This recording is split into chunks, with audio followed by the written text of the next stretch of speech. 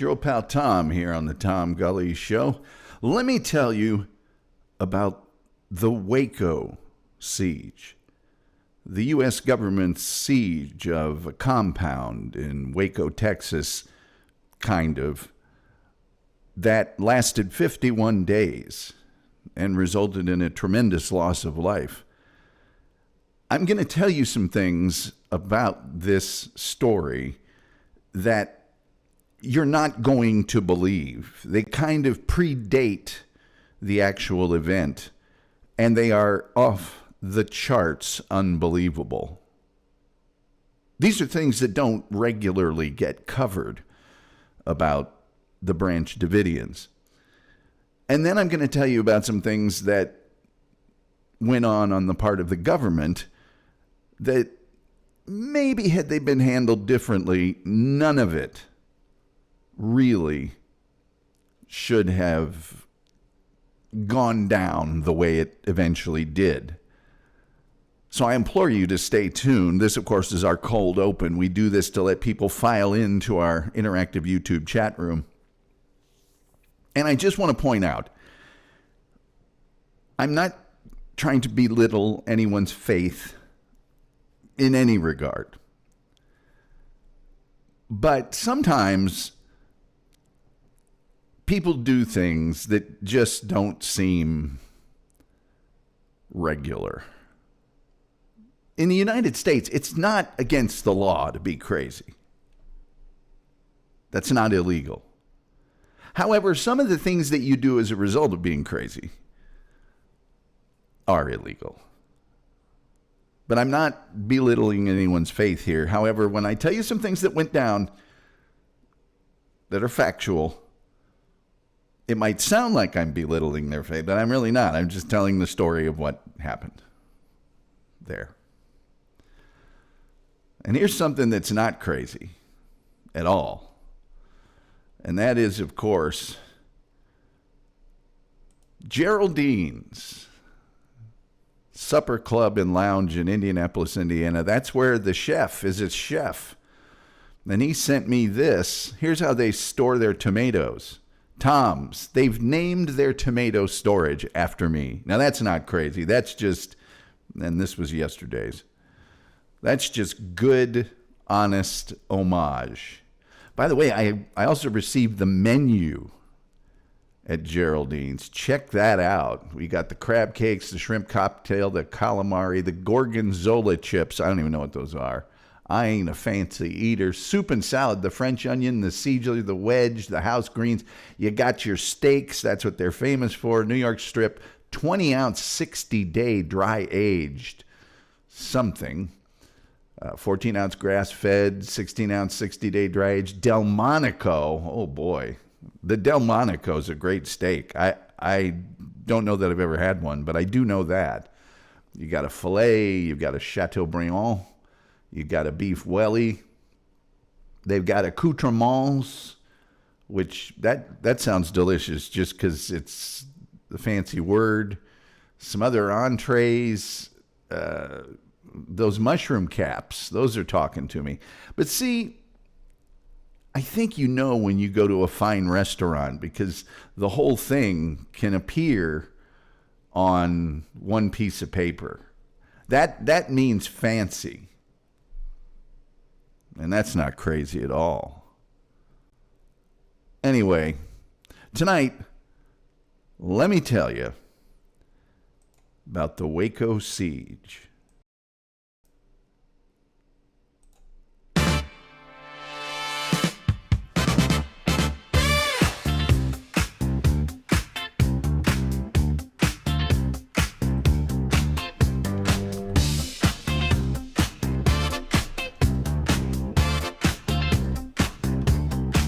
Tom Gulley's back. Yeah, Tom Gulley's back. We're on the track. We're never off the track. Yeah. Tom Gulley's on the air. Doesn't take much. Yeah. Tom Gulley's on the air. Doesn't take much. Yeah.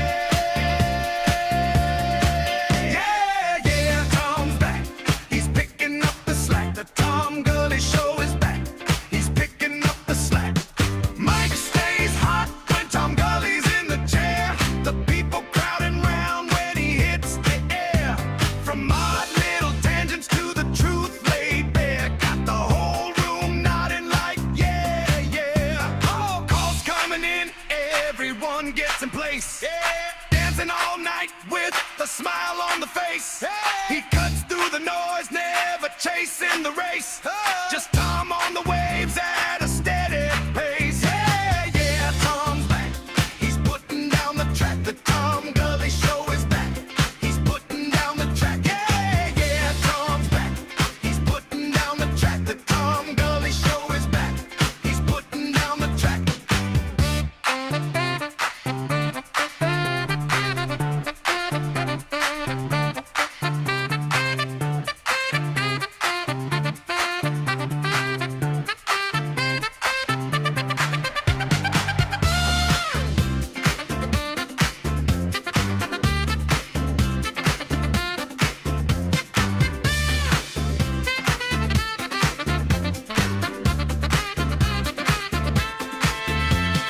Headphones on, the lights begin to glow. Every night he's got a story to show. From strange little moments to the things we all know. He lets it all breathe and he lets it all go. Laughter breaks through, then a pause, then a truth. From the good old days in a radio booth. Don't ask for facts, don't beg for proof. We dance in the dark to that gully groove. Yeah, yeah, Tom's back. He's laying down the facts. The Tom Gulley Show is back. He's laying down the facts. Yeah, yeah, Tom's back. He's laying down the facts. The Tom Gulley Show is back. He's laying down the facts. Oh yeah, yeah. Doesn't take much. Oh yeah, yeah. Doesn't take much. Oh yeah, yeah. Doesn't take much. Oh yeah. Tom's back.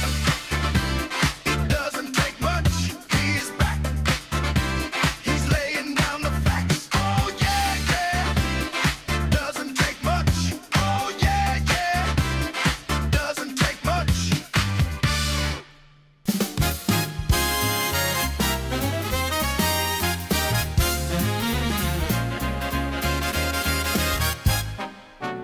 They said the night was crowded, too many voices in the room. Some burn bright for a moment, some fade out far too soon. I've watched the doors swing open, I felt them close just as fast. You learn to mind your footing on a floor made out of glass.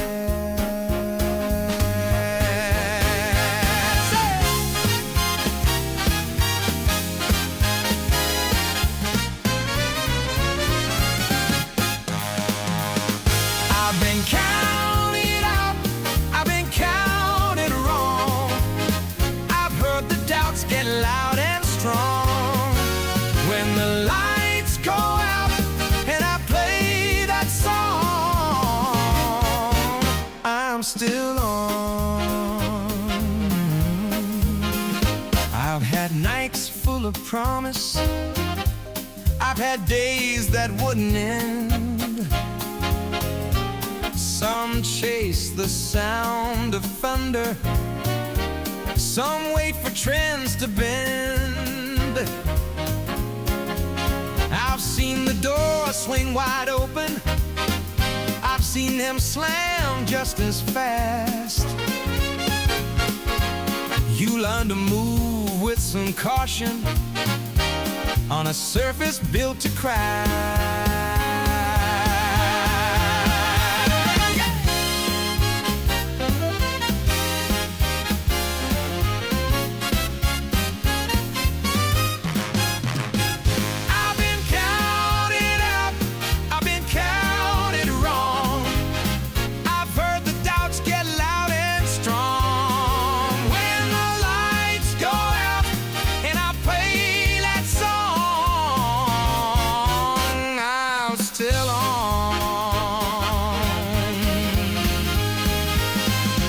Talk about the past, let them say it doesn't last. I don't need to win forever,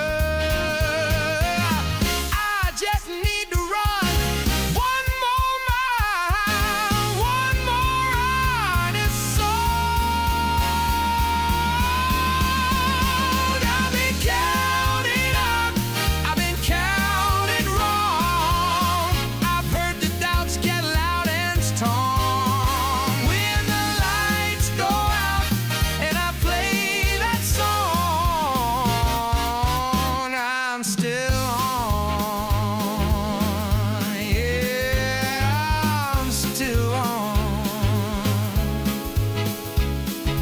going anywhere.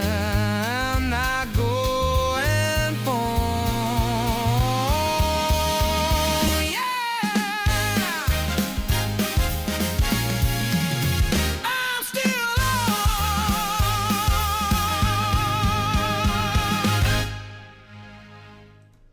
Hey everybody, what's going on? What's hot, what's hip, what's happening, what's shaking? Let me tell you about the Waco Siege. I'm not just going to tell you about the siege. I'm going to take a long step back and tell you about the formation of the Branch Davidians and some things that went on regarding them that you're not going to believe, and also just how that piece of property changed hands, was acquired. It's off the charts. I'm not kidding. So please stay tuned for things you're not going to believe. And then the siege itself, which you won't believe, and all the things that went on. At any rate, with all that in mind, please do us a favor. Like, share, subscribe, retweet, notification bell. These things are 100% absolutely free of charge. They only cost you a click. And they help you feel good about yourself as a human, but also they help us with the algorithm, the almighty, all-powerful, all-knowing algorithm. We have super chats, we have memberships, we have gifted memberships, and the PayPal in our YouTube description, which of course will allow us to reach our nightly goal of any amount of money. Lucas Malago has already hit us with an incredible $10 donation. We appreciate that so much. You can go to the TomGulleyShow.com. There's all sorts of fun stuff there, including our merchandise store. Tons of things with the show logo on them, including a shower curtain. And the whole Skant from Australia collection. Let's not forget that. Let's go to our chat room very quickly before we get to tonight's topic. Oh boy, it's rocking tonight. As I mentioned, Lucas Malago, $10 super chat. You know, Tom, these offshoots of the Seventh-day Adventists can sure throw a fiery party. I'm sure we'll get a lot of the jokes that people often make about the Waco Siege. What does Waco stand for? What a cookout. That all of them. Stone Crab's here. He just says, huh? Gilman is here. Yes, good to see Gilman. He says, hey, Tom, hey, Gullerinos. Chef and the crew are in the kitchen there at Geraldine's, Indianapolis' finest supper club and lounge. Jay Warren's here, says, although not a follower of David Koresh, she is a beloved Branch Davidian, a devoted, says here. Fishman says, something about Waco. It might be misspelled. I don't know. I can't tell. Sky is here. Fishman is here. Gilman says, I'm only currently eating store-bought box pasta after seeing that menu. I got to re-examine my cooking. I just had rice-a-roni earlier. CIA is here. Says that the Branch Davidians may have trusted the process too much, but they had one thing going for them. No reported Gunners fans lost that day. I don't know about that, CIA, because... and this doesn't get publicized all that much, a great many of the people at Waco in the compound of the Branch Davidians were British. And I'll cover that a little later too. A lot, not just a couple, a lot. Gilman says, has the Mr. Lucky song been officially retired? No, none of the songs have been officially retired. CIA says, I'll never forget the Bill Hicks coverage of Waco, his best work, in my opinion. And Gilman, thank you, Gilman, with the very generous $1.99 super chat with the graphic of a coffee cup, it looks like, that says tired on it. I loves me some coffee. I really do. Let me tell you about the Waco Siege. Shall I? I think I shall. Oops. Temporarily lost. There we go. The Waco Siege was a siege by the U.S. federal government and Texas state law enforcement officials of a compound belonging to the religious cult known as the Branch Davidians between February 28th and April 19th 1993. The Branch Davidians, led by David Koresh, were headquartered at Mount Carmel Center Ranch in unincorporated McLennan County, 13 miles actually northeast of Waco. And that's where we begin. After 51 days, on April 19, 1993, the FBI launched a tear gas attack in an attempt to force the Branch Davidians out of the compound's buildings. And shortly thereafter, the Mount Carmel Center became engulfed in flames. The fire and the reaction to the final attack within the group resulted in the deaths of 76 Branch Davidians, including 20 to 28 children, and David Koresh himself. But the whole thing starts much further back, about 40 years further back, to be exact. The Branch Davidians were a religious group that originated in 1955 from a breakup, a divide, in a group called the Shepherd's Rod, which was founded in 1929 by a gentleman by the name of Victor Hotef. Now, he founded the Davidians based on his prophecy of an imminent apocalypse involving the second coming and the defeat of the evil armies of Babylon. As the original Davidian group gained members, its leadership moved the church to a hilltop several miles east of Waco, which they named Mount Carmel. And they named it after a mountain in Israel mentioned in the Bible's Old Testament. Fun fact, the church I went to for the longest period of my life was called Our Lady of Mount Carmel. Probably because it was in Carmel, Indiana, but that's neither here nor there. A few years later, the Davidians relocated again to a much larger site east of the city. And you may be wondering, why are you going on and on about the property itself? Oh, don't worry. You're going to see why. In 1995, Victor's widow, Florence Hotef, announced that the expected Armageddon was about to take place, and members were told to gather at the center to await this event. And that's why many of them built houses or stayed in tents or trucks or buses, and most of them sold their possessions. So let me reiterate, since about 1959, lots and lots and lots of the Davidians were actually living on this property. Well, after the failure of that particular prophecy, control of this site, the Mount Carmel Center, fell to a guy named Benjamin Roden, founder of the Branch Davidians Seventh-day Adventist Association, the Branch Davidians. He promoted several different doctrinal beliefs that were different than those of Victor Hotef's original organization. And on his death, on the death of Benjamin Roden, control of the Branch Davidians and the property fell to his wife, Lois Roden. Lois considered their son, George Roden, unfit to assume the position of prophet. Instead, she started supporting a gentleman by the name of Vernon Wayne Howell to be her successor. Now, Vernon Wayne Howell would later be known as David Koresh. In 1984, and I'm going to keep calling him Vernon Wayne Howell. You're just going to have to keep in your mind, Vernon Wayne Howell would later be David Koresh. I'll tell you when he becomes David Koresh. Don't worry.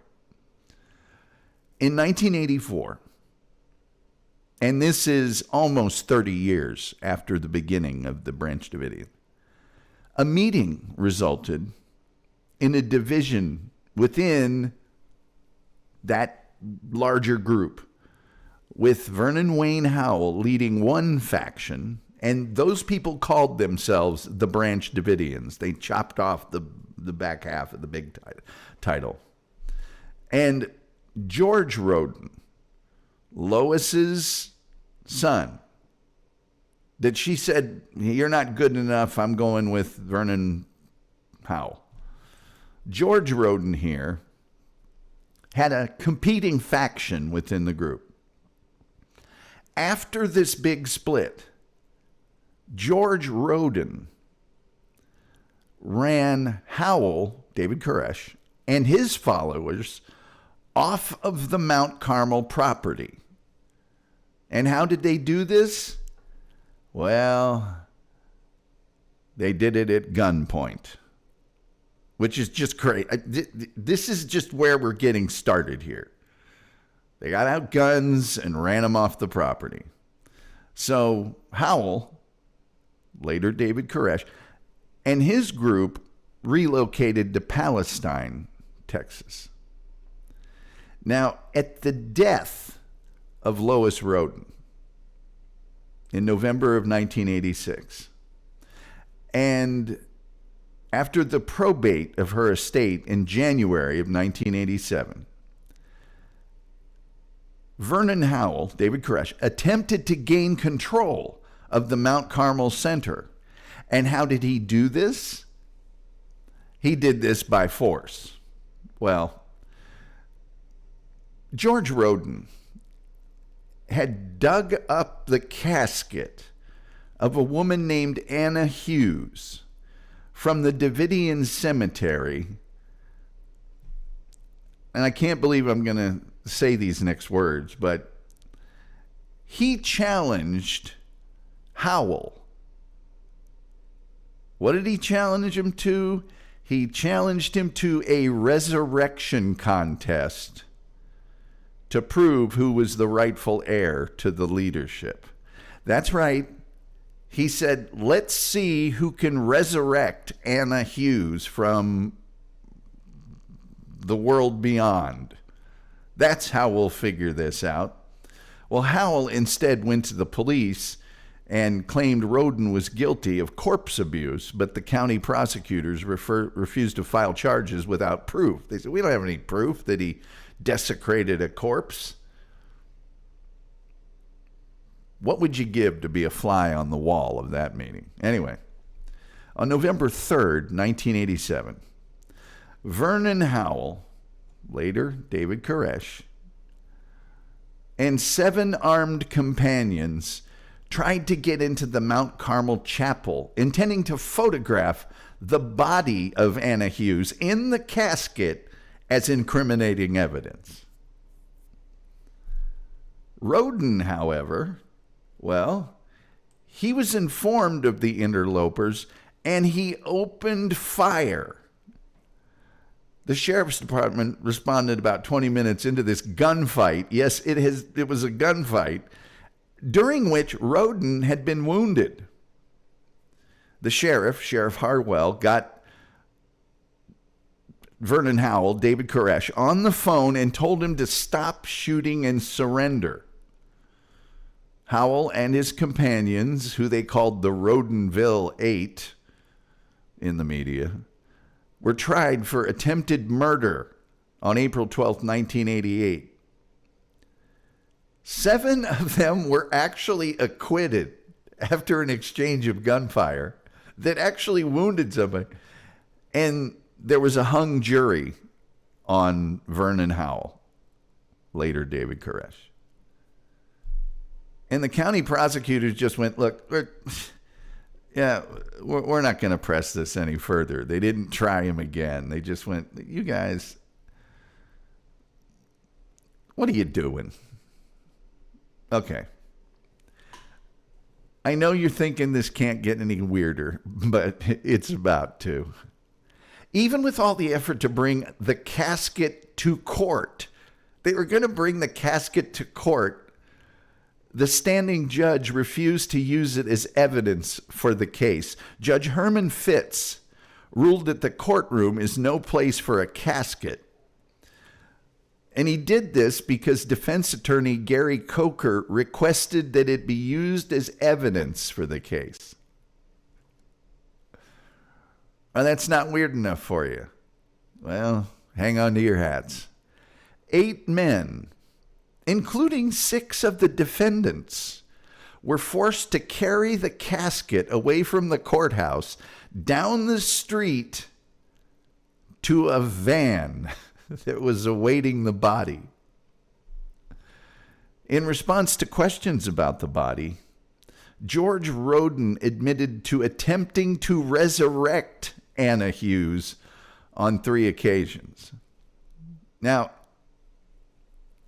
I don't know about you, but if you attempt to resurrect somebody 3 times, at the very, very least, that means you did not succeed at least twice.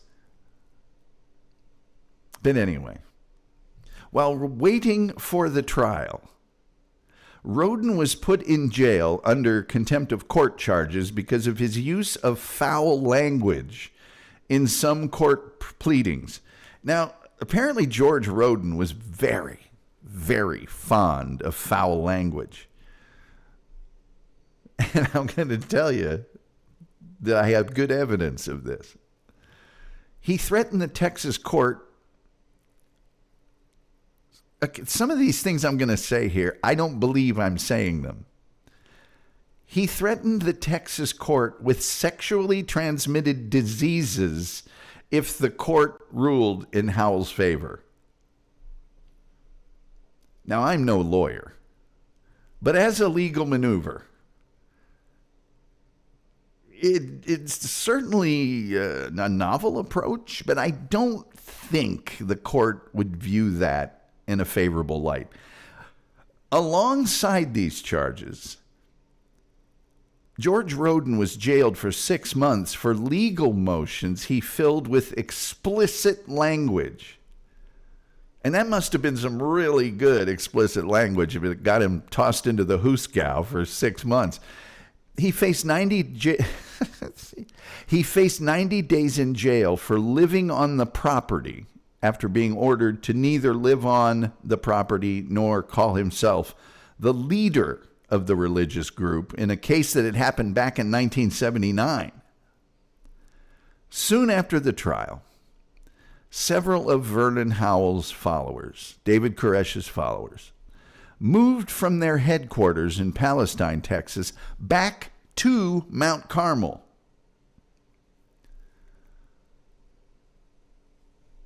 Not weird enough yet? All right, I'll get a little something more for you. In mid-1989, George Roden used an axe to kill a Davidian named Wayman Dale Adair, who visited him to discuss Adair's alleged vision of being God's chosen Messiah. How does something like that go down?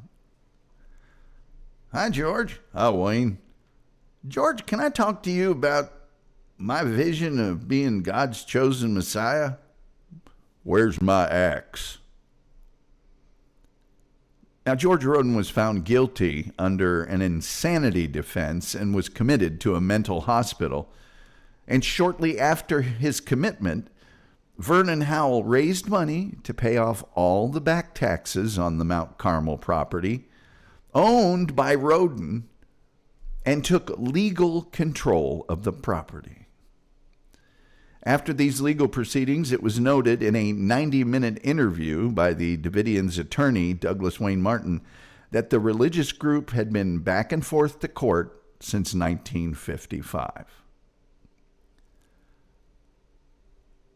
On August 8th, 1989, Vernon Howell, David Koresh, released something called the New Light audio tape, in which he said that God had told him to procreate with the women of the group to establish a, quote, house of David of his, quote, special people. Not weird enough for you yet? All right. Establishing this group involved separating married couples in the group who had to agree that only Vernon Howell / David Koresh could have intimate relations with the wives, and that the men should observe celibacy. Howell also said that God had told him to start building an army of God to prepare for the end of days and a salvation for his followers. Now, keep in mind, you might be saying, well, who would go along with that? This is 1989. At least a generation of people had been living on this compound, all together, getting various scriptures and religious doctrines presented to them on a daily basis. It's the reason they were on the property was their commitment and devotion to the Branch Davidian way of life. Howell filed a petition in the California State Superior Court in Pomona,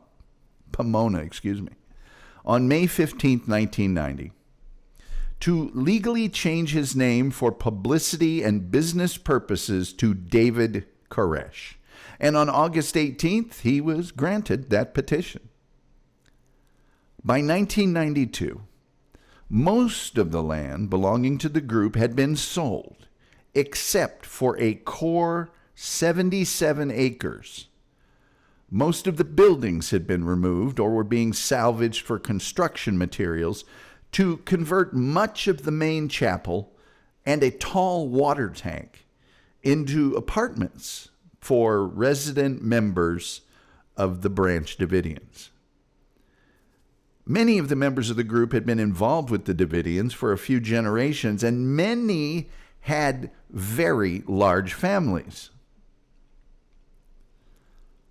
Now, leading up to the siege itself, in the months preceding it, some things went on that would make for some later bad happenings.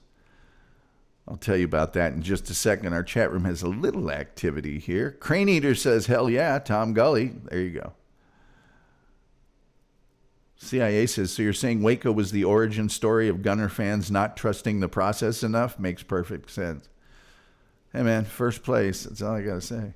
Positive Patriot says, hey, Tom. CIA says, no wonder Big Vern thought he was an arm of God with all the persecution he faced. Well, that's the other thing is these guys have been shooting at each other, axing people, doing all sorts of stuff, and really nothing happened. I'm Sky says, well, of course they follow it. They're all brainwashed. Some people believe that. That is a valid belief on the part of some people. It definitely is. There's no question about that. Absolutely no question about that. On February the 27th, 1993, the Waco Tribune-Herald began publishing a series called The Sinful Messiah. The people of Waco had known about this compound out there for some time, and therefore the newspaper thought, hey, maybe we should look into this, and maybe it would make for a good series of articles by Mark England and Darlene McCormick, who reported allegations that Koresh had physically abused children in the compound and had taken multiple underage brides.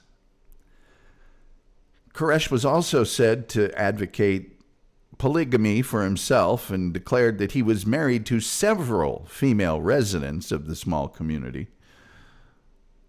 The paper claimed that Koresh had announced he was entitled to at least 140 wives, and he was entitled to claim any of the women in the group as his, and that he had fathered at least a dozen children, and that some of these mothers had become brides as young as 12 or 13 years old. in addition to the allegations of horrible abuse that I can't actually say on YouTube and other misconduct, Koresh and his followers were suspected of stockpiling illegal weapons. In May of 1992, Chief Deputy Daniel Weyenberg of the McLennan County Sheriff's Department called the Bureau of Alcohol, Tobacco, and Firearms to notify him that his office had been contacted by a local UPS representative. And that representative was concerned about a report by a local driver. The driver said that a package had broken open on delivery to the Branch Davidian compound, revealing at least a half dozen grenades, which are not totally legal. He also noted that the compound had been receiving packages from arms dealers, a specific arms dealer, for months and months. On June 9th, the ATF opened a formal investigation, and a week later it was classified as sensitive, calling for the highest degree of oversight from both the Houston office and from the headquarters of the ATF. On July 30th, ATF agents David Aguilera and Agent Skinner visited the Branch Davidians' gun dealer, a man named Harry McMahon, who tried to get them to talk with Koresh on the phone. Koresh offered to let ATF inspect the Branch Davidians' weapons and paperwork and asked to speak with Agent Aguilera, but Agent Aguilera said, "No, thank you. I don't want to talk to that guy." The county sheriff, Sheriff Harwell, told reporters regarding law enforcement talking with Koresh, "Just go out and talk to him. What's wrong with notifying him?" And then the ATF, this is kind of the start of the ATF doing some things that, I don't know. You make your own decision. The ATF began surveillance from a house across the road from the compound several months before the siege. And they had the worst cover in the world. They claimed to be college students, but they were all in their 30s. They had brand new cars. None of them were registered at the local schools. They didn't keep a schedule that would fit any legitimate employment or classes. The investigation included sending an undercover agent, Robert Rodriguez. Well, Koresh learned his identity and had known it for months and months before the day of the eventual raid.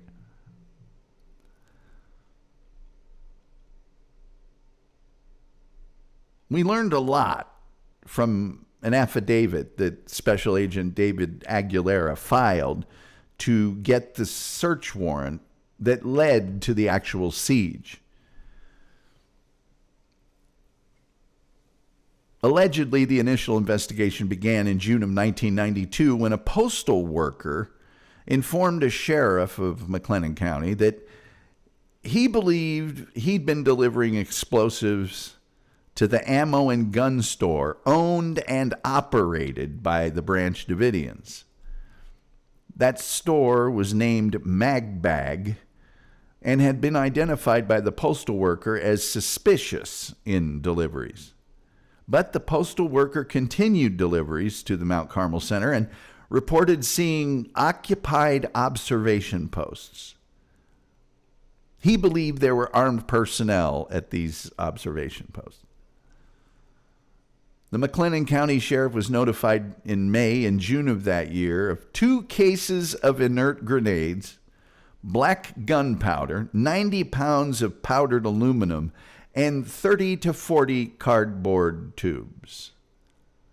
Aguilera also noted that Magbag had purchased several AR-15 parts kits and that some of the people who had sold them that parts were under investigation by the ATF. And the ATF had seized illegal weapons from their previous customers. Basically, the ATF was saying, look, they're selling these parts to make AR-15s and then convert them to fully automatic, basically machine gun type firearms. In November of 1992, a local farmer named Ben Hayes and his wife reported to the sheriff that Ben Hayes had heard machine gun fire. I'm going to do my best local farmer from Waco imitation now for you. By the sound of it, he said, it was likely a 50 caliber machine gun and multiple M16s, AR-15s basically, an M16. Hayes claimed that he was very familiar with machine guns, having done a tour overseas in the U.S. Army. The affidavit said Aguilera verified the story via interviews made with associated parties and gun shops from which Magbag purchased items. Among these items were over 45 AR-15 upper receivers and 5 M16 upper receivers, which Aguilera noted these kits contain all the parts of an M16 except the lower receiver unit.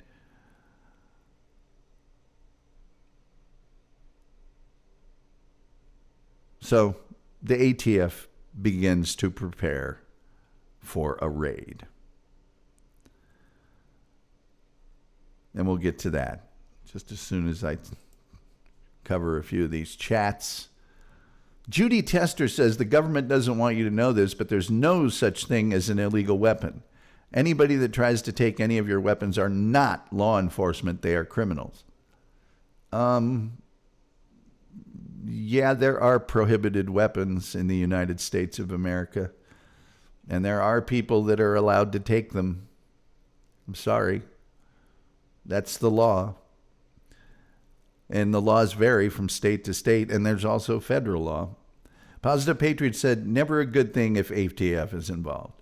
CIA said, did the ATF explain why they gassed a barn full of people? Well, we're going to get to that. Because even before we get to that, the ATF did some things which I don't care what those people were doing. They did some things that didn't seem to make any sense at all. Okay? Crane Eater said, love your show. That guy Rick sucks. I don't know who that guy Rick is.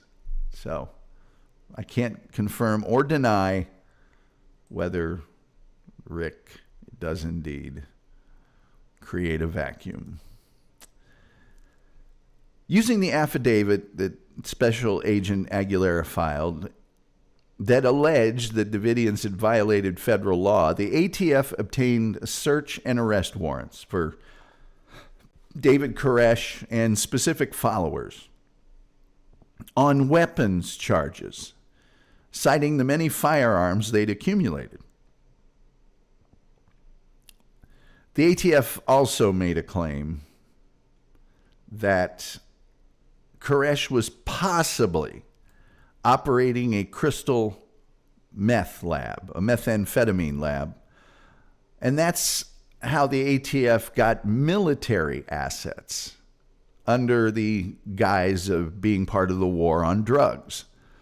Although the ATF's investigation focused on firearms, not on illegal drugs, the ATF requested assistance from the DEA and the United States Department of Defense, citing a drug connection based on recent delivery to the compound of chemicals, instruments, and glassware, and a written testimony from a former resident alleging Koresh had told him that drug trafficking was a desirable way to raise money. There were also several residents who had prior drug involvement.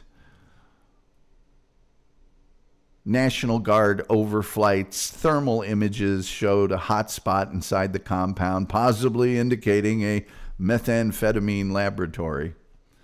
Now, this request for all this stuff was initially approved, but the commander of the Special Forces Detachment questioned it And the ATF obtained only a training site at Fort Hood, Texas, for a couple of days. The ATF had planned their raid for Monday, March 1st.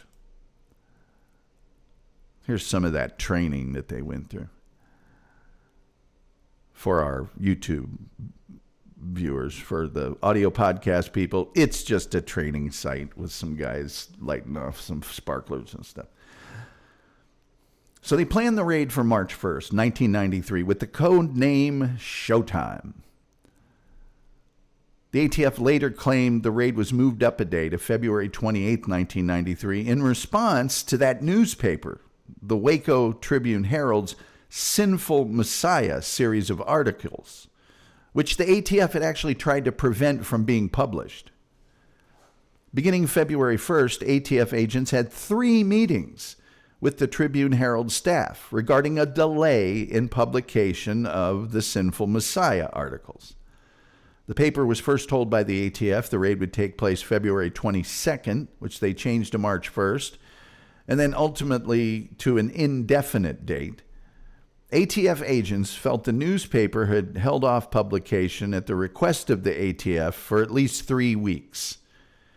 In a February 24th meeting between Tribune-Herald staff and ATF agent Philip Choyanki and 2 other agents, the ATF could not give the newspaper staff a clean idea of what action was planned. So the Tribune-Herald told the ATF they were publishing the series. It's like, look, guys, come on. We're running a newspaper here. We've held off for long enough. And part of that was an editorial calling for local authorities to act. Personnel of the Tribune-Herald found out about the imminent raid after the first installment had already appeared on February 27th. The ATF preferred to arrest David Koresh when he was outside Mount Carmel, but planners received inaccurate information that Koresh rarely left the compound. That couldn't be further from the truth. He went into town all the time. The Branch Davidian members were very well known locally, and they had extremely good, very cordial relations with the local community. The Branch Davidians partly supported themselves by trading at gun shows and took care to have all of the relevant paperwork and to be totally legal and above board. In fact, Branch Davidian Paul Fattah was a federal firearms license dealer. He had what's called an FFL, a federal firearms license. And the group operated that retail business called MagBag. When shipments for the MagBag arrived, they were signed for by Paul Fattah, the federally licensed arms dealer. Steve Schneider or Koresh would also sometimes sign for them. The morning of the raid, Paul Fattah and his son were on their way to Austin, in fact, to a gun show to conduct business. The ATF attempted to execute their search warrant on Sunday morning, February 28, 1993. The local sheriff, in audio tapes broadcast after the incident, said he was not told about the raid. Now, that's a problem. The sheriff is the highest-ranking legal authority in any county in the United States. Despite being informed that the Branch Davidians knew a raid was coming, the ATF commander ordered that it go ahead, even though their plan depended on reaching the compound without the Branch Davidians being armed and prepared. So, in that list of things that the ATF did that wasn't that smart, that's one of them. They know you're coming, but your plan depends on them not knowing you're coming. By the way, please like, share, subscribe, retweet, notification bell. Only costs you a click. Helps us out a lot. Will love you forever, more than a friend. So any advantage of surprise was lost when a KWTX-TV reporter who'd been tipped off about the raid asked directions from a U.S. Postal Service mail carrier. And you're thinking, well, why would that tip him off? Yeah, the mail carrier was Koresh's brother-in-law. Koresh then told undercover ATF agent Robert Rodriguez that they knew a raid was imminent. Remember Robert Rodriguez, that guy that thought he was undercover, that the Branch Davidians knew wasn't undercover for months and months? Yeah. Rodriguez had infiltrated the Branch Davidians and was astonished to find his cover had been blown for like forever. Rodriguez made an excuse and left the compound. When asked later what the Branch Davidians had been doing when he left the compound, Rodriguez replied, they were praying. Branch Davidian survivors have written that Koresh ordered select male followers to begin arming and taking up defensive positions, while the women and children were told to take cover in their rooms. Koresh told them he would try to speak to the agents, and then anything that happened next would depend on what the agents' intentions were. The ATF arrived at 9:45 a.m. in a convoy. Yeah, a convoy of civilian vehicles containing uniformed personnel in SWAT-style tactical gear. Now, it's important to keep in mind that David Koresh had been telling the Branch Davidians for forever that the end of times was coming and that the government was going to try and come to attack them all. And that when they did, that they had to defend themselves. So, looking at it from that perspective, everything that he predicted is now happening. ATF agents claim that they heard shots coming from within the compound, and this is a matter of great controversy.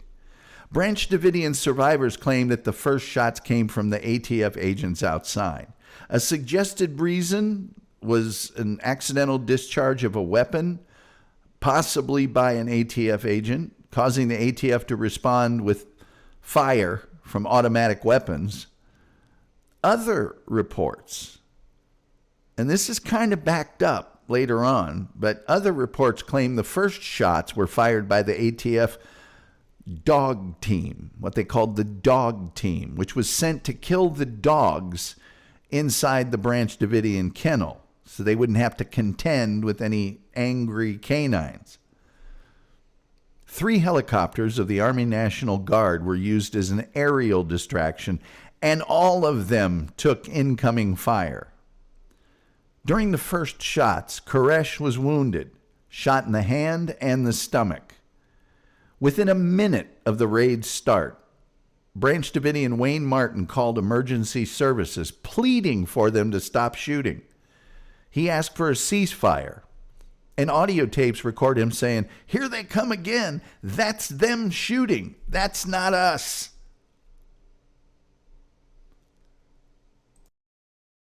The first ATF casualty was an agent who had made it to the west side of the building before he was wounded. Agents quickly took cover and fired at the buildings while the helicopters began their diversion and swept in very low over the complex, 350 feet away from the building. The Branch Davidians fired on the helicopters and hit them. None of the crew members were injured, but the helicopter pilots pulled away from the compound and landed. On the east side of the compound, agents put 2 ladders against the side of the building. They then climbed onto the roof to secure it in an attempt to reach Koresh's room and the locations where they believed weapons were stored. On the west slope of the roof, 3 agents reached Koresh's window and were crouching beside it when they came under fire. 1 agent was killed and another wounded. The third agent clambered over the peak of the roof and joined other agents in attempting to enter the armory. The window was smashed, a flashbang stun grenade was thrown in, and three agents entered the armory. When another tried to follow him, a hail of bullets penetrated the wall and wounded him, but he was able to reach a ladder and slide to safety.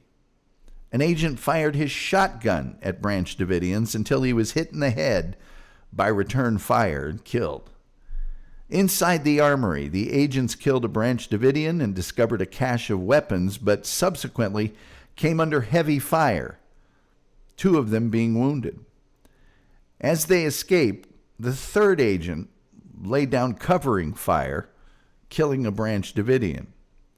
As that agent made his escape, he hit his head on a wooden support beam and fell off the roof, but survived.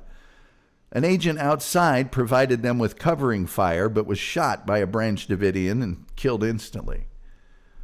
Dozens of ATF agents took cover, many behind Branch Davidian vehicles, and exchanged fire with the Branch Davidians. A number of ATF wounded increased, and an agent was killed by gunfire from the compound as agents were firing at a Branch Davidian perched on top of the water tower. The exchange of fire continued, but 45 minutes into the raid, the gunfire began to slow down. Why? Well, the agents were running low or running out of ammunition. And the shooting continued for another 2 hours. 2 hours total. That is a long time to be shooting. That is a prolonged gun battle. Really, really is. See, I've got some other visuals here I'd like to show. I'll just put that one up.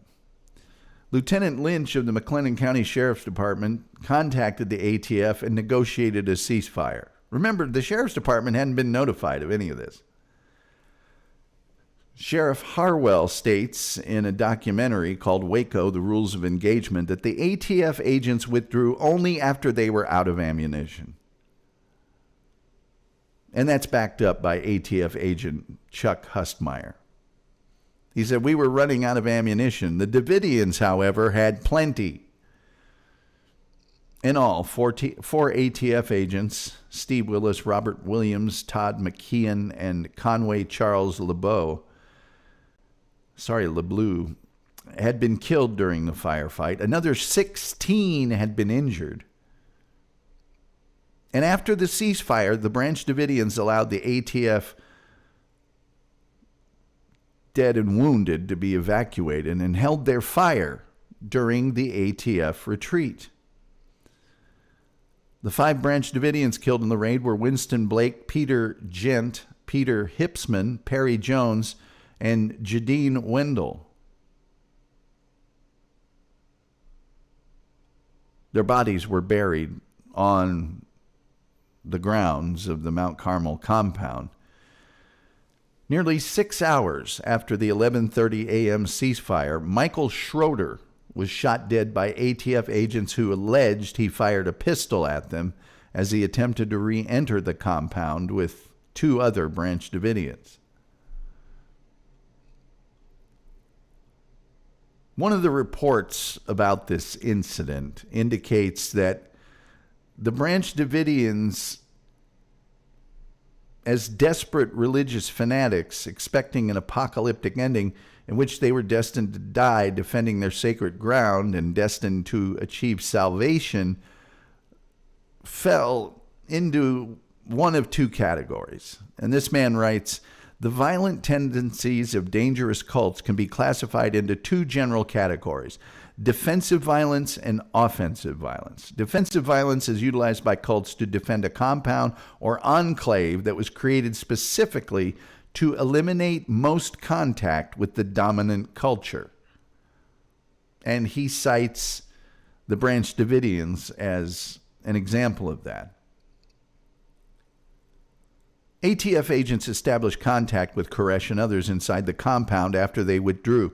The FBI took command soon after as a result of the deaths of the federal agents, placing Jeff Jamar, head of the Bureau's San Antonio field office, in charge of the siege as site commander. Now,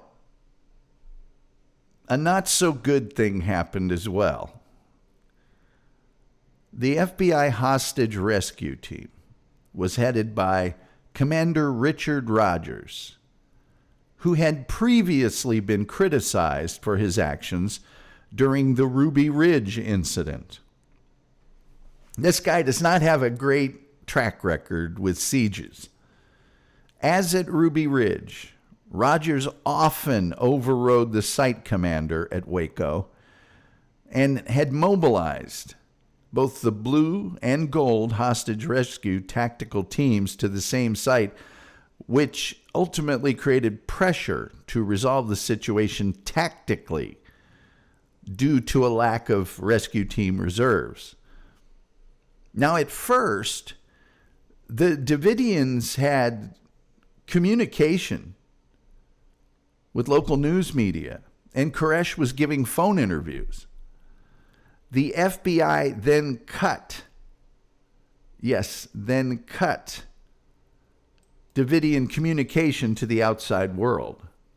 For the next 51 days, communication with those inside was by telephone by a group of about 25 FBI negotiators. The final Justice Department report found that negotiators criticized the tactical commanders for undercutting negotiations. There was an increased attempt to solve the thing tactically rather than by negotiation.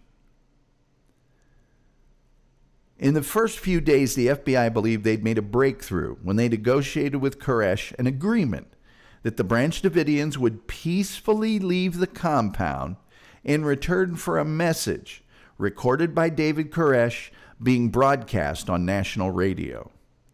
Now, that broadcast was actually made, but Koresh then did something probably he shouldn't have done.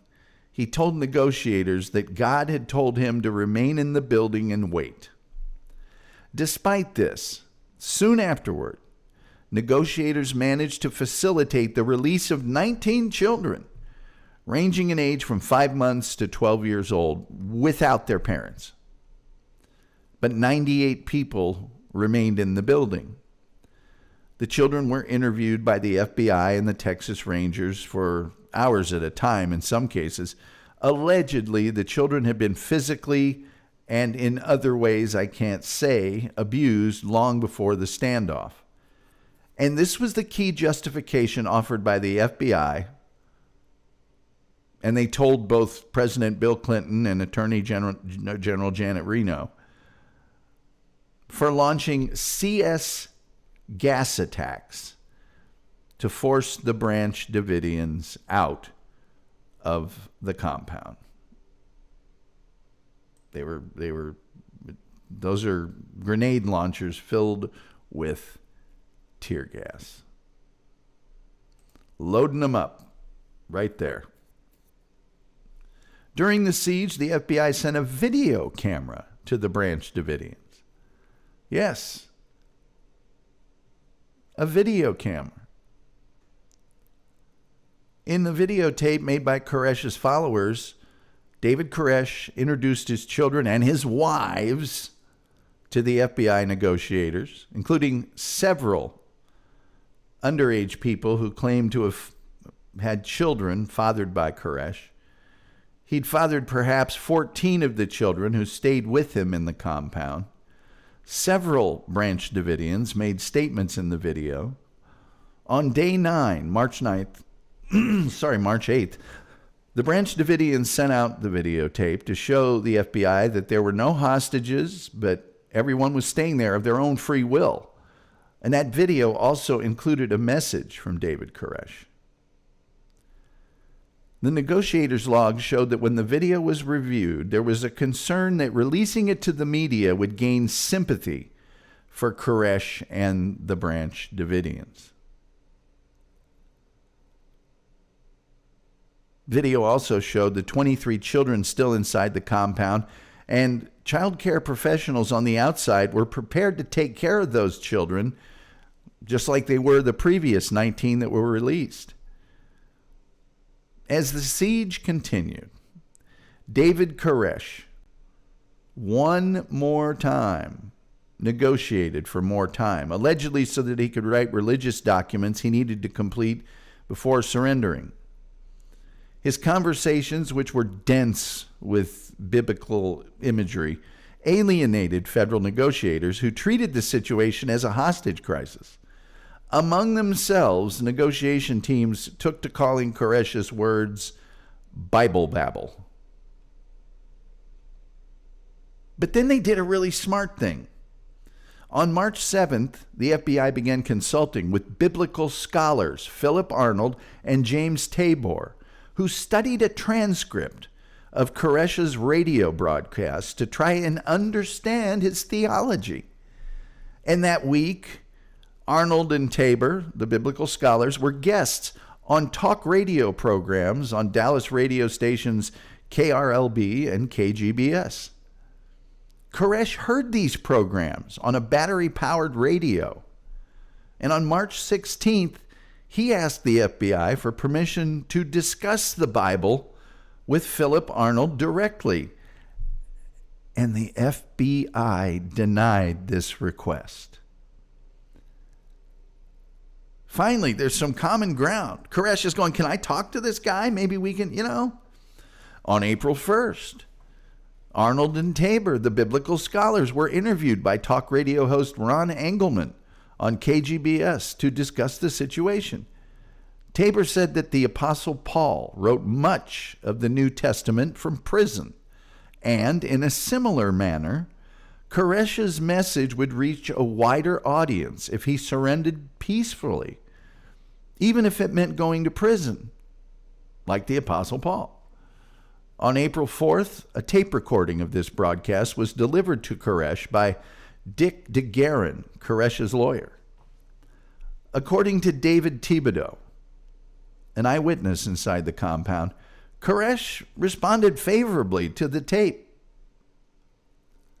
Well, as the siege wore on, two factions developed within the FBI. One believing negotiation to be the answer, and the other, force is the answer. Increasingly aggressive techniques were used to try to force the Branch Davidians out. And this was not a good idea, in my opinion. Just not a good idea. These techniques were sleep deprivation of the inhabitants via all-night broadcasts of recordings of jet planes, pop music, Buddhists chanting, and, believe it or not, the screams of rabbits being slaughtered. That'll calm them down. Outside the compound? Oh, yes. 9 M3 Bradley infantry fighting vehicles carrying CS tear gas grenades and 5 M728 combat engineer vehicles obtained from the U.S. Army began patrolling around the compound. The armored vehicles were used to destroy perimeter fencing and outbuildings and crushed cars belonging to the Branch Davidians. Armored vehicles repeatedly drove over the grave of Peter Gent, despite protests by the Branch Davidians and the negotiators. So the Branch Davidians and the negotiators are going, don't do that. Don't do that. 2 of the 3 water storage tanks on the roof of the main building had been damaged during the initial raid.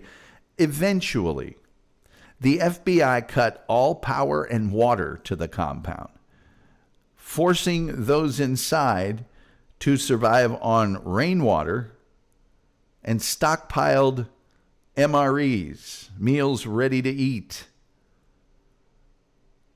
Criticism was later leveled by Schneider's attorney, Jack Zimmerman, at the tactic of using sleep and peace-disrupting sound against the Branch Davidians. He said the point was this. They were trying to have sleep disturbance, and they were trying to take someone that they viewed as unstable to start with, and they were trying to drive him crazy. And then they got mad because he does something they think is irrational. Despite these increasingly aggressive tactics, David Koresh ordered a group of followers to leave. 11 people left and were arrested as material witnesses, with one person charged with conspiracy to commit murder. The children's willingness to stay with Koresh disturbed the negotiators, who just were not prepared to work with the religious zeal of the Branch Davidians. And most importantly, these children were aware that an earlier group of children who had left with some women were immediately separated and the women were arrested, which may have encouraged them to stay. During the siege, several scholars who study apocalypticism, in religious groups tried to persuade the FBI that the siege tactics being used by government agents would only reinforce the impression within the Branch Davidians that they were part of a biblical end-of-times confrontation that had cosmic significance.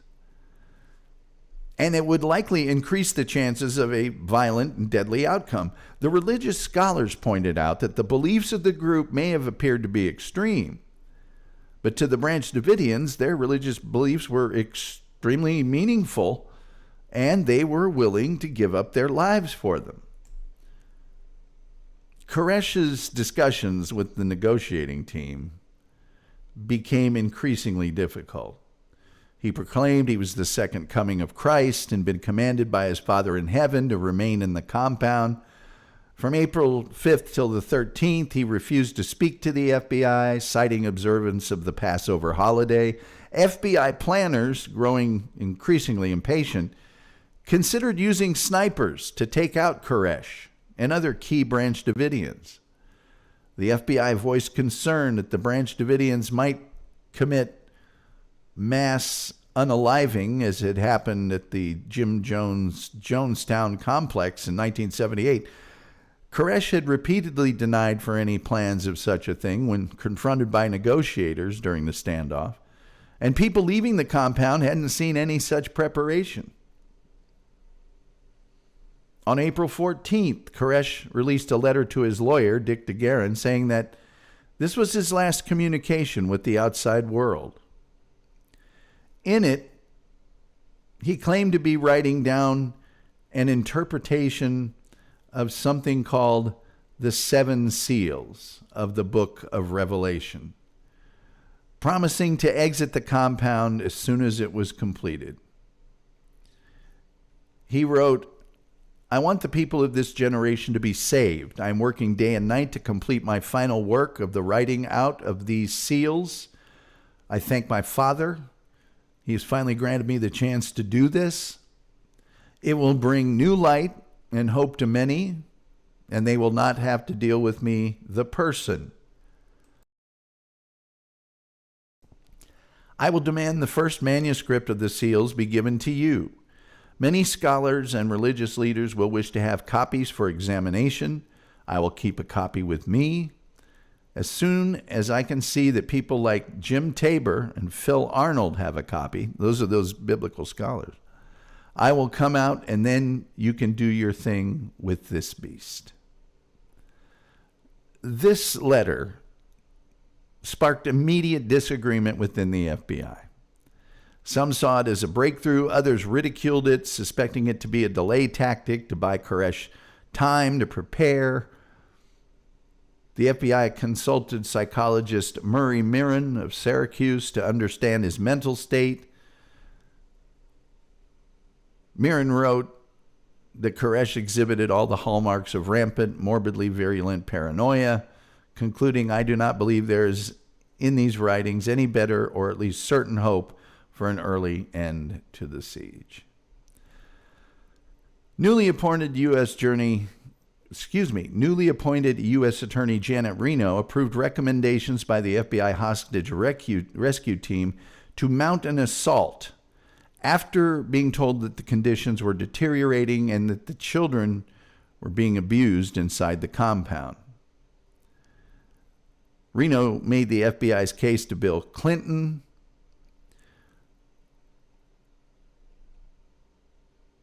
Reno said the FBI hostage rescue team was tired of waiting, that the standoff was costing $1 million per week. The Branch Davidians couldn't hold out much longer than the government, and that the chances of abuse and mass suicide were imminent. Clinton later recounted, "Finally, I told her if she thought it was the right thing to do, she could go ahead." Over the next months, Reno's reason for approving the final gas attack varied from her initial claim that the FBI hostage rescue team had told her Koresh was abusing the children and beating babies, which the FBI later denied. The assault took place on April 19th, 1993. Because the Branch Davidians were heavily armed, the FBI hostage rescue team's arms included .50 caliber rifles, armored combat engineering vehicles. Those vehicles used explosives to punch holes in the walls of the building of the compound so they could pump CS gas, tear gas, and try to force the Branch Davidians out without harming them. The stated plan called for increasing amounts of gas to be pumped in over 2 days to increase pressure. Officially, no armed assault was to be made. And they got this idea from input from psychologists, psychiatrists, behavioral specialists, as well as scientific medical stuff, they said. It's an actual quote. Loudspeakers were used to tell the Branch Davidians there would be no armed assault and to ask them not to fire on the vehicles. According to the FBI, the hostage rescue team agents had been permitted to return any incoming fire, but no shots were fired by federal agents. When several Branch Davidians opened fire, the FBI hostage rescue team's response was to increase the amount of tear gas.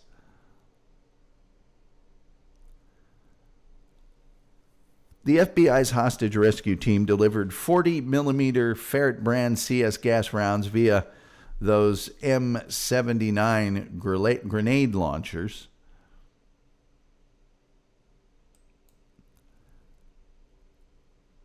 Around mid-morning, the FBI hostage rescue team began to run low on those rounds and asked the Texas Rangers for some.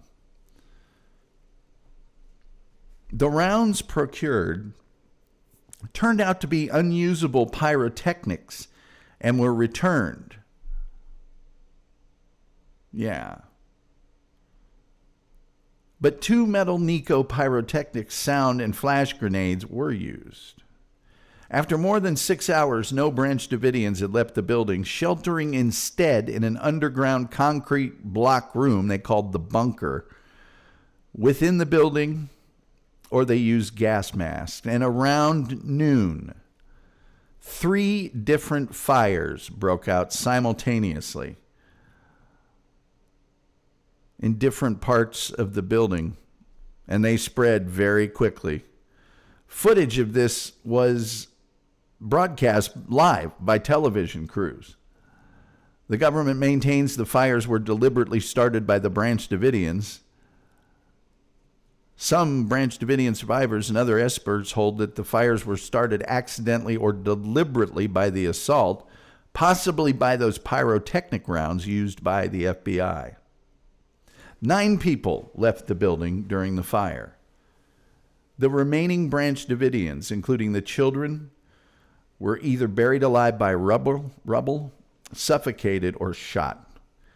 Many were killed by smoke or carbon monoxide inhalation and other causes as fire engulfed the building. According to the FBI, Steve Schneider, Koresh's top aide, shot and killed Koresh and then himself. In all, 76 people died.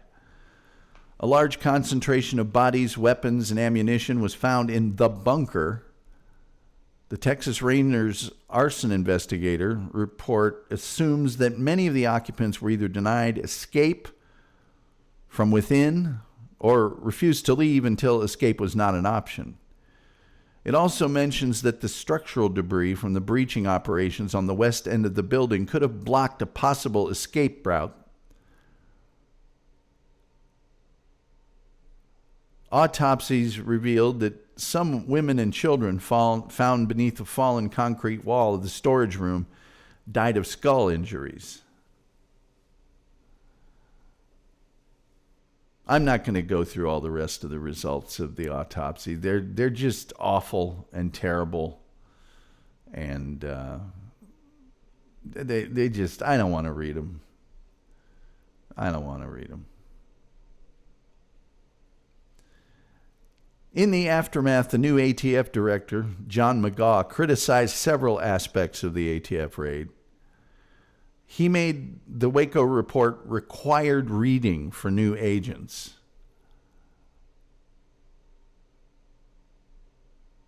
It's pretty much universally recognized that so many incorrect things were done. It's not even funny. Not even funny.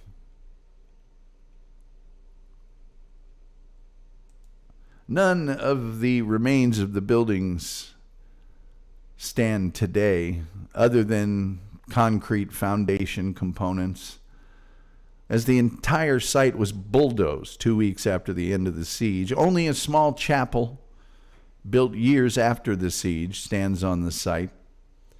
It's still used by the remaining Branch Davidians as a place of worship and memorial. A memorial plaque for those ATF agents still stands on the property. Trying to find here it is.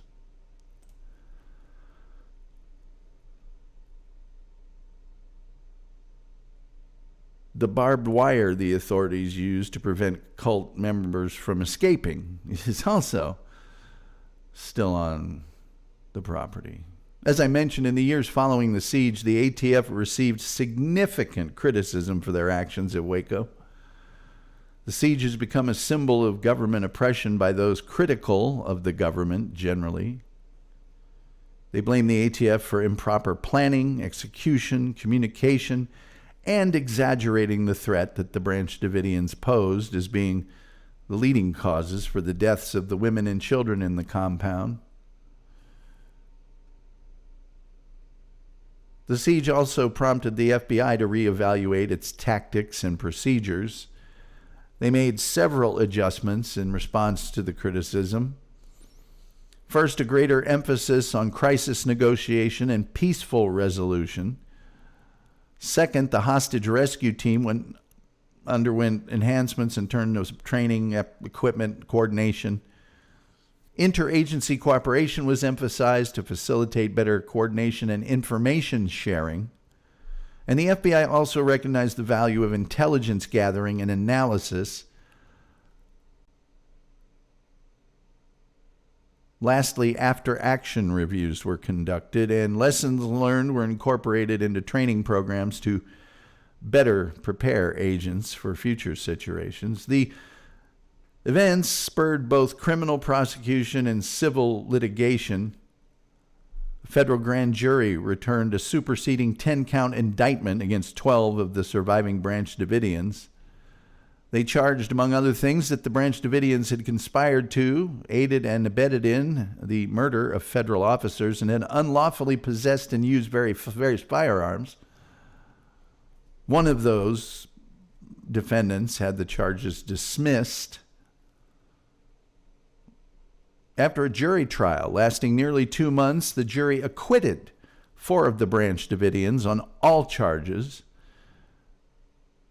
Additionally, the jury acquitted all of the Branch Davidians on the murder-related charges, but convicted 5 of them on lesser charges, including aiding and abetting in voluntary manslaughter of federal agents, and 8 were convicted on firearms charges.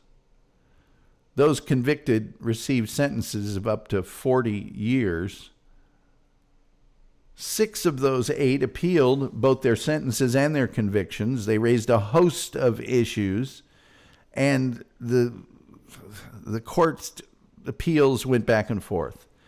The U.S. Court of Appeals for the Fifth Circuit vacated those sentences for the use of automatic weapons, determining that the district court had made no finding they actively employed them.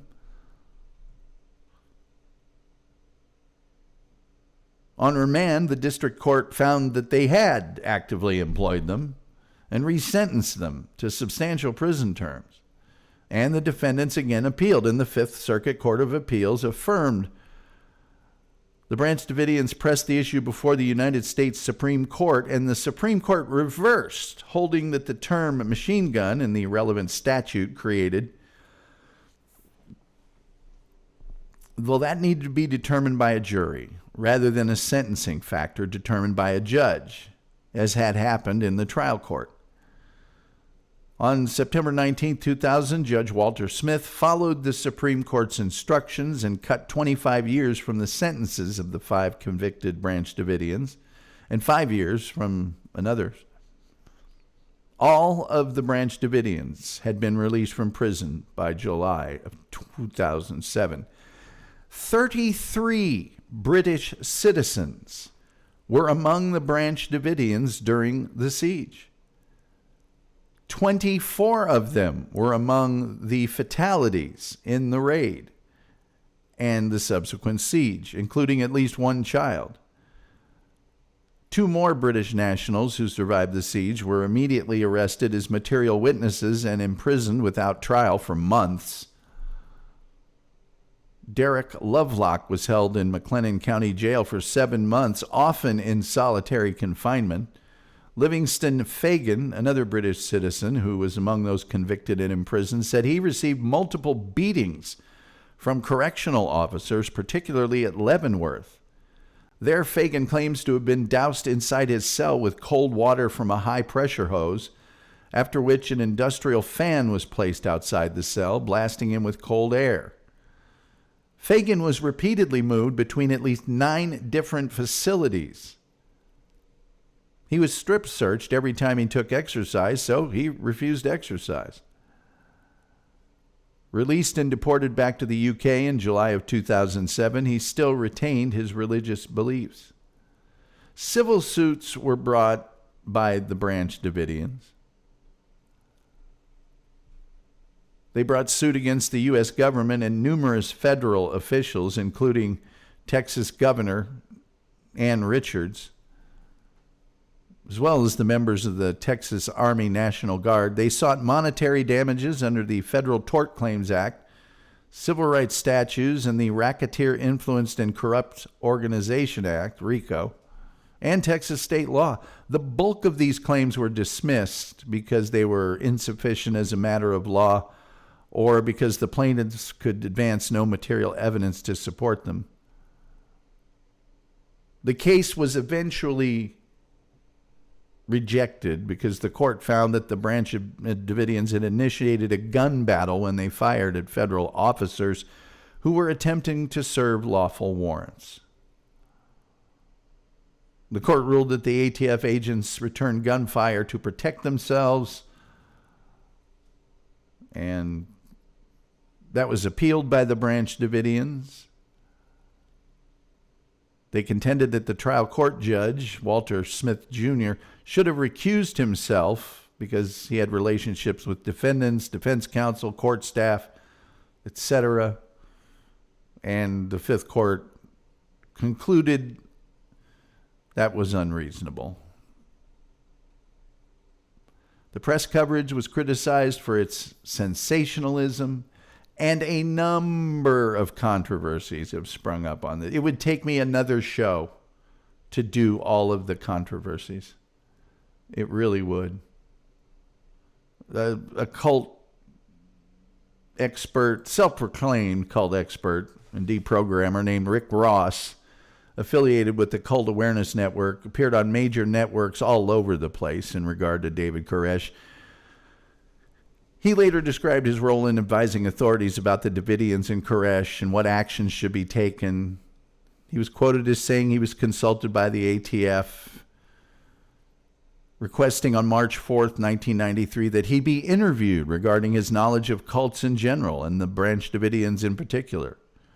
The FBI said, we didn't rely on you or your advice whatsoever.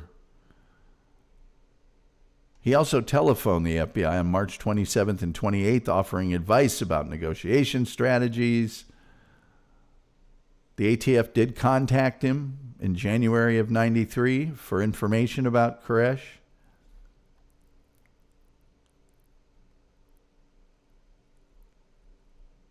This guy was sort of criticized because he was trying to make a name for himself more than he was actually giving valid advice and opinion.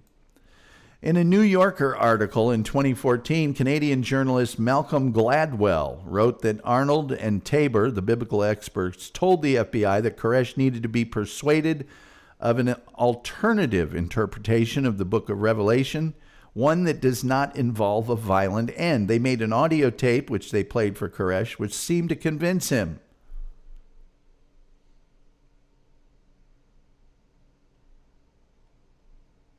They waited 3 days rather than the agreed upon, or at least the asserted by Koresh length of time it would take him to complete his writings on the subject.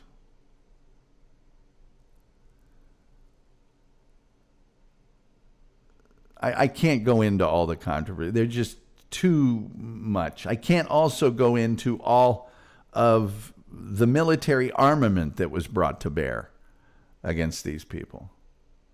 A lot of books had been written. They had 3 Sikorsky UH Black Hawk helicopters. They had all the M16. They had sniper rifles. They had 2 Bell UH-1 Iroquois helicopters. They had those combat engineering vehicles. They had a lot of stuff. It would take me 5 minutes to go through all of the armament that they had there. A couple of Abram tanks. I mean,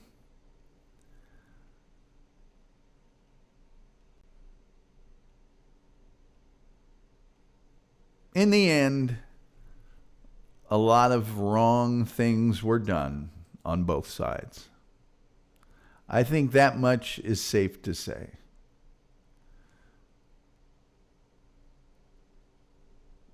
And although I could do a whole week of shows about this, this is as condensed a version as I can do. That, at least for right now, is all I can tell you about the siege at Waco. Let's see. What do we got here? CIA said, would you say the ATF flamed the fire of the situation? I don't know if they flamed the fire as much as the FBI did, but I would say there was a much better way of going about it than the method that they chose. I would also say that there was a lot of bad intelligence. They had, over the time they were doing their investigation, multiple opportunities to seize likely David Koresh, and if not him, certainly lots of his key people while they were away from the compound and in Waco. Gilman says, I don't want any of my crazy neighbors having bazookas. Yeah, that's not good. CIA says they shot from helicopters after the initial gunfight broke out. Positive Patriot says, hell yeah, brother. Chef says, the rush is over, but we listened the whole time. Geraldine's. Indianapolis' finest supper club and lounge. Sky says, doesn't that violate the First Amendment since it's religion? Well, I don't think it was the religion part that got him in trouble. I think it was the gun part and then the abusing children part. Gilman says, the beautiful, sexy, and womanly Janet Reno. I was going to put a picture of Janet Reno up here, but it's just hard to look at. Gilman says, Jim Baker food buckets still available. Did not realize that.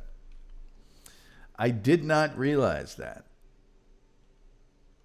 Anyway, that's all I got. Tomorrow we will cover the unsolved case of missing person Tiffany Sessions. Actually, an act written in her name in the state of Florida. And we will cover that on Saturday. You may know her as Endora from Bewitched. I know her as an Academy Award nominated actress, and for my book, easily the greatest female performer on old-time radio, and possibly the best performer of any kind on old-time radio, Agnes Moorehead. And then on Sunday, I got a right to pick a little fight bonanza. We're going to cover the TV show Bonanza. I would like to thank Lucas Malago. I want to just say this. Lucas Malago and Bigga, I think one of them is now known as Henchman something, without fail every day on Twitter, repost my Twitter posting and like it. You can imagine how awesome that is. That helps so much. And it's just a click and a click. That's all. If you can like or share or subscribe, man, it helps so much. I didn't used to do that stuff. I used to be one of those people. I used to say, nah, who cares? Not anymore. Not anymore. I always click it with a like and then give it a subscribe or whatever. And that's what makes it such a beautiful gesture on my part. Anyway, that's all we got for tonight. I so appreciate all of you being here and your comments and your support. I hope you have a wonderful evening, but that clock on the wall says it's time for me to amscray. You don't have to go home, but you can't stay here. And with all that being said, I can't get enough of this song. I got to thank Leon Kennedy. By the way, we've agreed in principle to another visit and another show featuring Leon Kennedy. What do you think about that? Hope you're happy about it, because it's going to happen. And with all that being said, I think the only thing left to say is, till next time, we'll see you next time.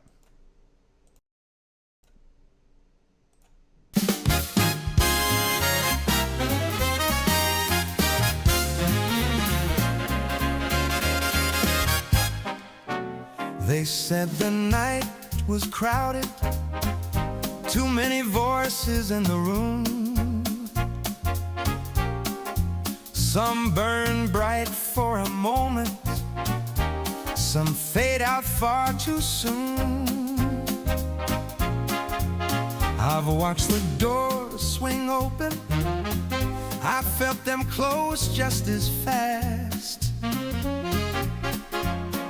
You learn to mind your footing on a floor made out of glass.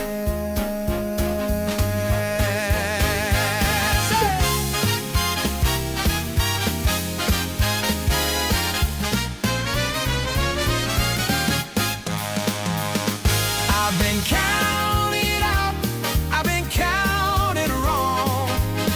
I've heard the doubts get loud and strong. When the lights go out and I play that song, I'm still on. I've had nights full of promise, I've had days that wouldn't end. Some chase the sound of thunder, some wait for trends to bend. I've seen the door swing wide open, I've seen them slam just as fast. You learn to move with some caution on a surface built to crash.